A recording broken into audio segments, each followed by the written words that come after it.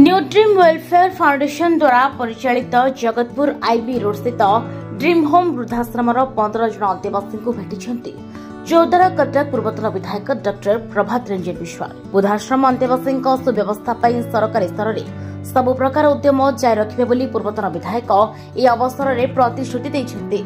ए परिदर्शन समय स्थानीय कॉर्पोरेटर प्रतिनिधि नागेश्वर बेहरा, अनुष्ठान उपसभापति सूर्यनारायण दास, रसुरंजन परिड़ा, सुभाषिष महांती, निदेशक अर्णव स्वाई और मुना नायक, परिचालिका उमराणी सिंह, कोषाध्यक्ष प्रहलाद मुदुली, उपदेष्टा प्रताप किशोर पंडा, कर्मचारी प्रतिभा दास समेत जगतपुर ग्राम कमिटी सभापति विजय कुमार भूया और लक्ष्मणपुर लक्ष्मी नारायण विहार पूजा कमिटी संपादक विभूति भूषण बेहरा प्रमुख उपस्थित थे।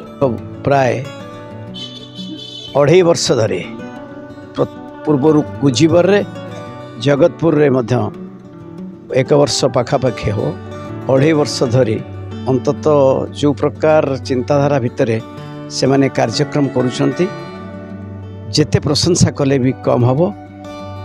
ये वृद्धाश्रम समस्त कर्मकर्ता मानक बहुत बहुत धन्यवाद जनाऊँगी जे सेमानंकर परिश्रम अर्थ रे सेमाने जो मानकर कहीं नाहंती से मानू आनी रखी बुढ़ा बुढ़ी मानू से रखी से समस्त कथा बुझा ये कम कथा नुहे।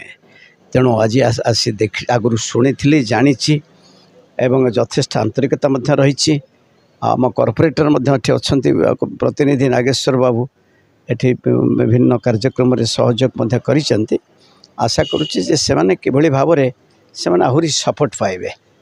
तेणु ए संपर्क में आज कहीगली से गोटे आलोचना करी जिलापाल पाखे गोटे आलोचना करी किभली भाव से सपोर्ट हम यदि सपोर्ट ना संभव नुह आपको वर्ष वर्ष कंटिन्यू करवा।